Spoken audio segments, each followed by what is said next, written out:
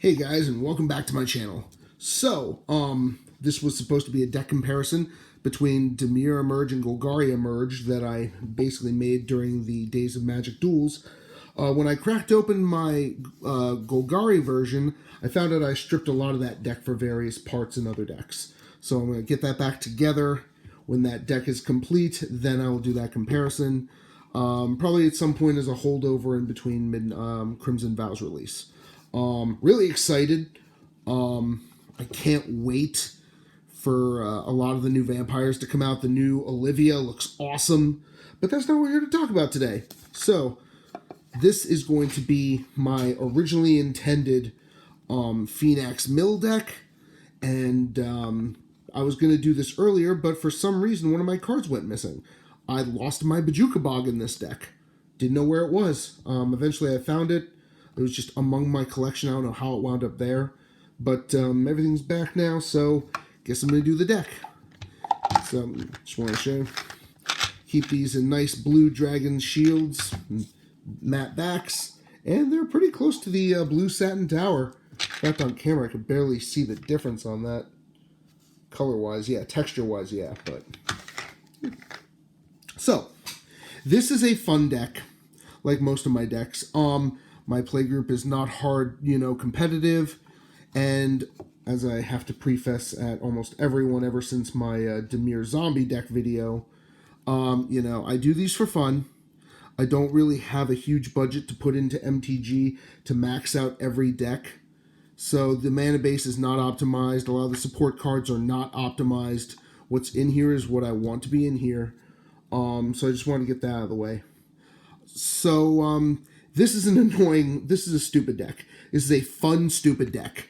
Phenax, if you're not familiar, he gives all your creatures the ability to tap, and then your opponent is milled for whatever their toughness is. So this is a heavy toughness creature deck.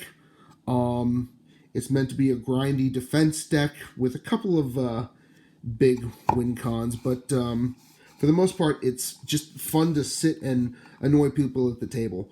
This does win, but more often, it just takes a bunch of people out, and then someone else usually overpowers me and wins the whole thing. So, as I just kind of said, let's take a look at the commander.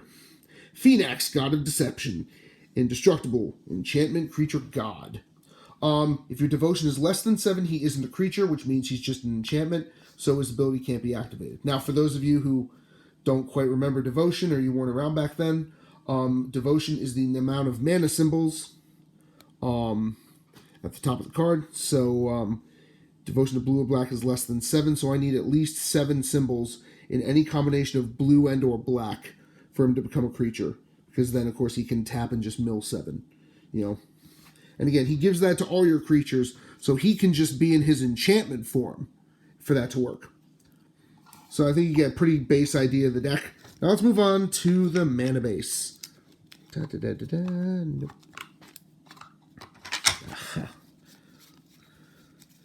Got my standard, got a couple more basics. Again, this is a fun deck, so it has even less priority than a lot of my mid-level decks. So, should be 10 in here. Oh, just 8, huh? Wonder where my other Dimir Islands went. Huh. That is so weird. So I've got, 8 swamps, 10 islands.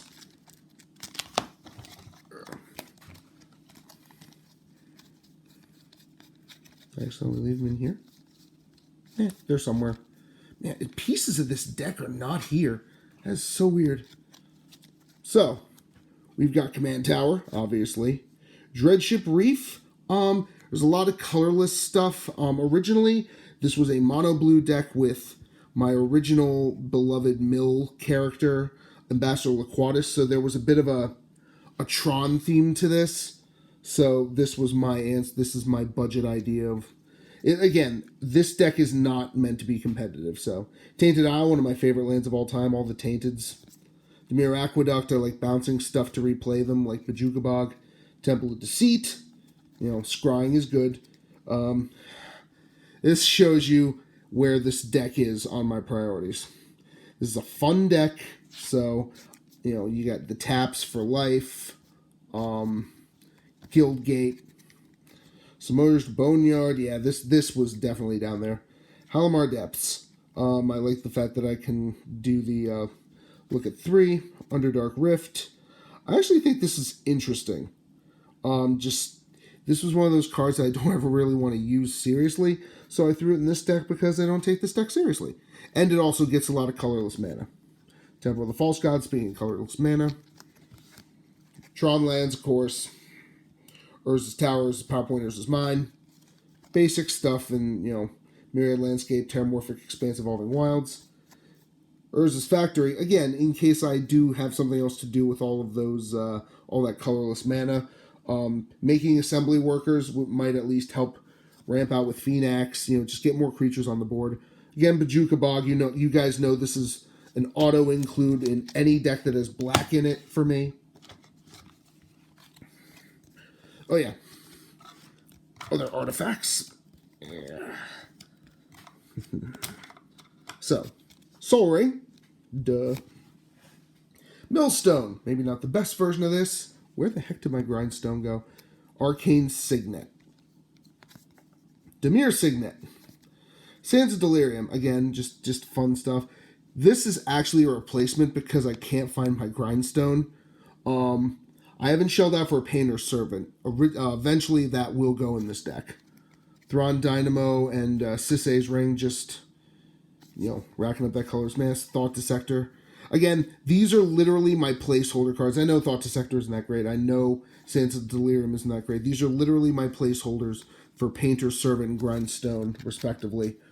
If I actually choose to shell out the money for a Painter Servant, because those things are no longer cheap. Let's go to Planeswalkers. Ashiok, Dream Renderer. I like the idea of just stopping people from searching their libraries. Again, this is a deck to just frustrate the table. I play this deck to see what happens. And watching people be unable to crack fetches, do stuff like that, you know, getting under people's skin, it's fun. Then the -1/-1, eventually I just kind of start using it. But usually it's the static ability on top of that I really like. OG Ashiok. What can I say? Just one of the best cards for this kind of thing. I love it. I've always loved it. The +2, just exiling things out. So there's going to be a combination of mill and exile in here. So he was just perfect for a lot of these ideas. Especially if I can get to his ultimate, which I never have, but still. And from the Return to Theros, or Theros Beyond Death, Ashiok Nightmare Muse. You know, I like the fact that whenever this thing attacks or blocks, each opponent exiles up 2 cards of his library, so he creates tokens that have a decently high power, which works, or toughness, which works with Phenax. Love the bounce effect. And then, you know, the idea to cast exiling spells. Nice, but not as important as the first 2 abilities. You know, Phenax is in there for flavor, and he does fun stuff. Now then, to the creatures. Being that Phenax is about milling through tapping creatures, you're going to find that creatures are a heavy theme in this deck. Jace's Phantom. This doesn't take long. Yeah, it's not that impressive in the early game, but usually when I play this by the mid game, this is so easy to get going and playing for a 5/5 flyer for 1. Who, by the way, because these abilities, these do have to suffer from summoning sickness, so I can't just play out all these creatures and, you know, his ability isn't tap target creature. It's every creature has this on this ability. I try and point out the important restrictions of the commanders I play, and this is one of them. So, unfortunately, I can't just slap this down for 1 mana and just boom, or this for 1 mana and just boom. Aegis Turtle, again, this is about building up big walls, withstanding a lot of punishment, and then just tapping for a lot of cards. Thing in the Ice. I like it because, you know, it's a little defender that occasionally has upside. If I can get it going, which isn't very often, but it's just fun. Again, this is a fun deck. I put cards I wanted to see in this deck, so, you know, if Thing in the Ice can become Kraken Horror, you know, I love this thing. Bounces a lot of stuff. Wall of Mist, again, first verse same as the first. Glimmerbell. I love the fact that I can untap with this. If I have a lot of colorless mana out, this can really get going with Phenax. Just boom, boom, boom, boom. Merfolk Mesmerist. Just, it's not the most efficient version, but it's a body, and it has a mill effect if I can afford it. I also like Dimir Guildmage because it can actually let me draw a card if I need to, or make my opponent discard. Again, there's a lot of mischief in this deck. Much like my Rakdos deck, this did come a lot from the Dimir Precon, the House Dimir theme deck. Wow, theme deck. What am I playing? Pokemon? Baleful Strix, love this thing. It's just a nice fight. This thing will get rid of things, it'll defend, and it gets me a card. Bruvax, so a huge reason this was not done sooner was because I was waiting for my Bruvax the Grandiloquent to come in. Newest card to the deck, I just ordered it, just came in, so now that I have it, went right into the deck. Kefnet the Mindful. So, I like the fact that it's flying, it's indestructible, but more importantly, unlike the Theros gods, which aren't creatures without devotion, this one can't attack unless you have, or block unless you have 7 or more cards in hand. So, to be truthfully honest, I love this because it draws me cards. I can bounce lands if I need to replay them, but most importantly, it's a 5/5 body that I can use with Phenax's ability for 3 mana. Bontu the Glorified, same thing. If I have to sacrifice for its ability, I might, but really, it's about low creature cost, indestructible, big toughness. Nightfell Spectre. This is fun. This is one of those cards when I first got back into Magic, I saw it and I was like, wow. So, when I originally played Magic before Mirrodin Block, Hypnotic Spectre was awesome among me and my friends, and I just thought this was a worse, just a meaner version of the Hypnotic Spectre. So I probably rate this way higher than it is. It's a nostalgia pick for me, but I always loved it.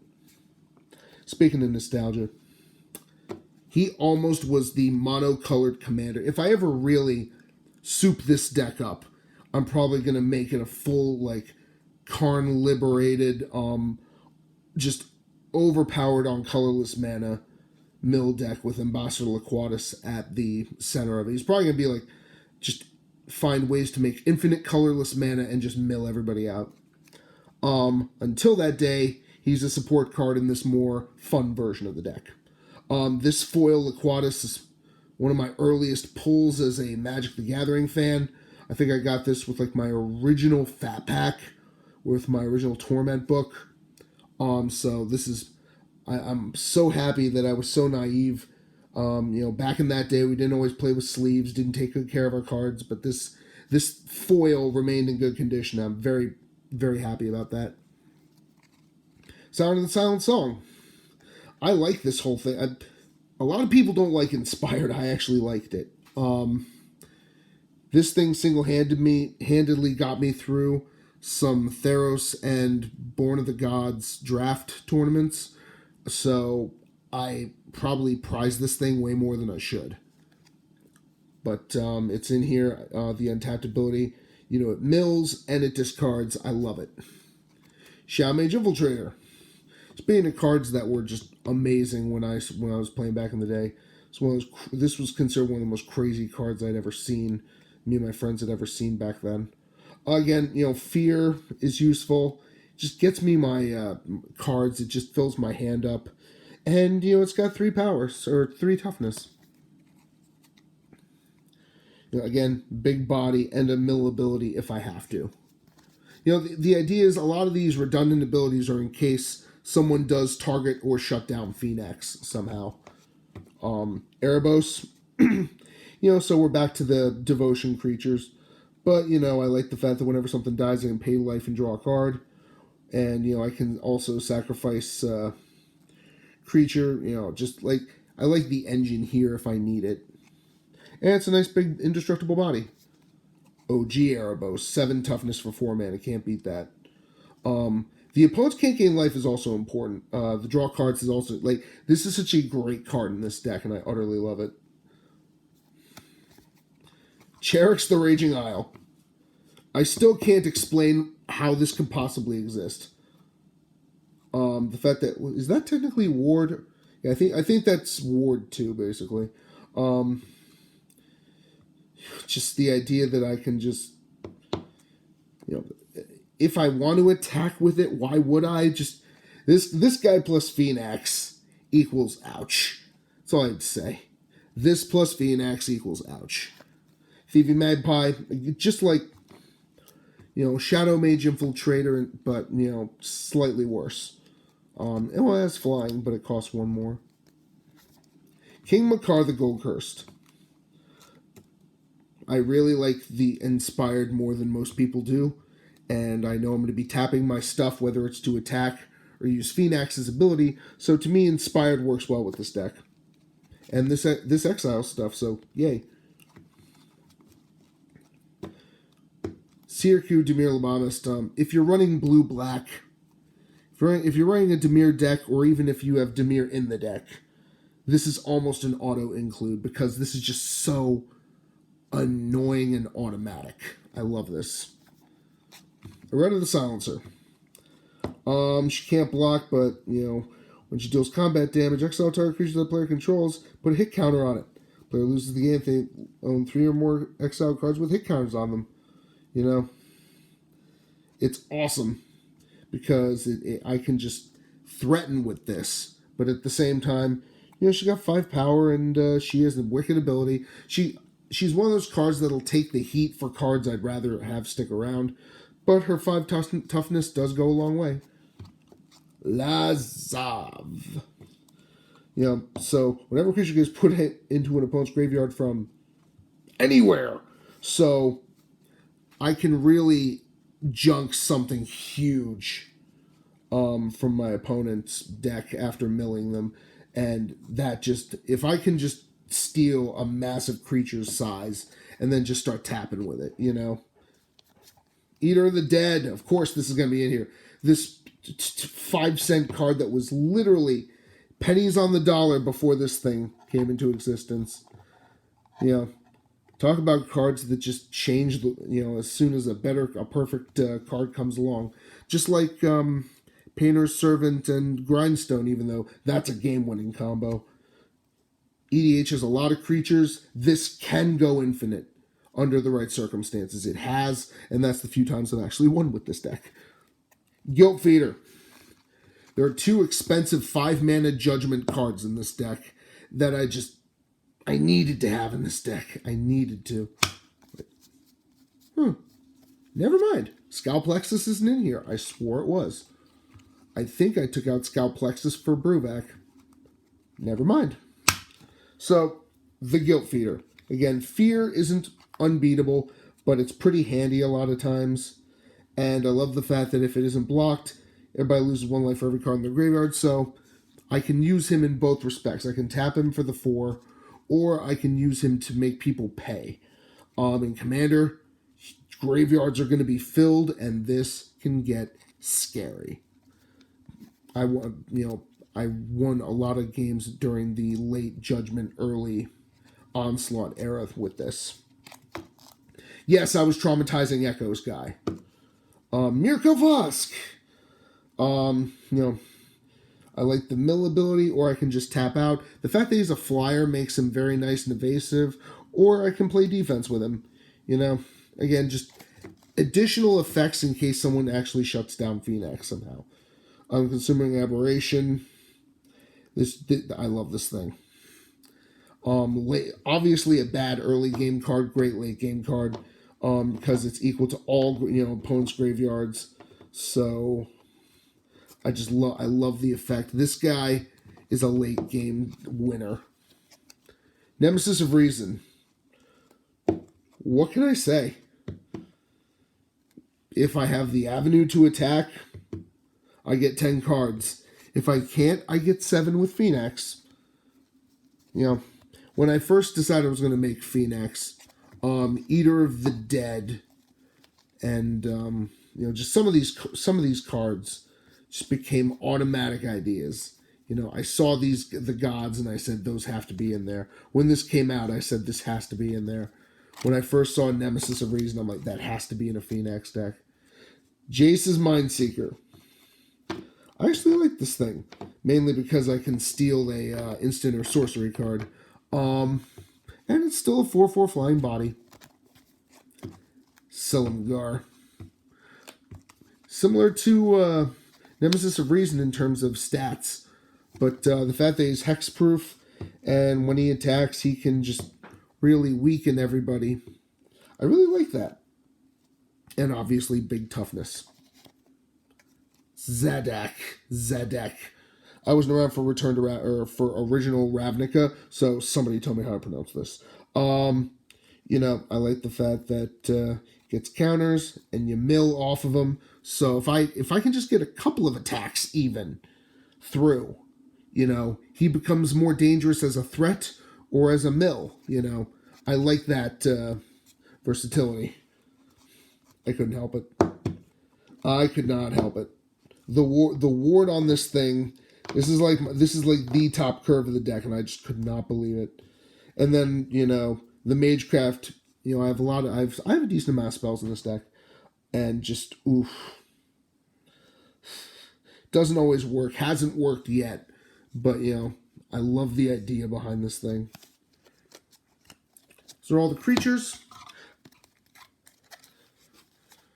So you're gonna see some really annoying, stupid, bad cards coming up.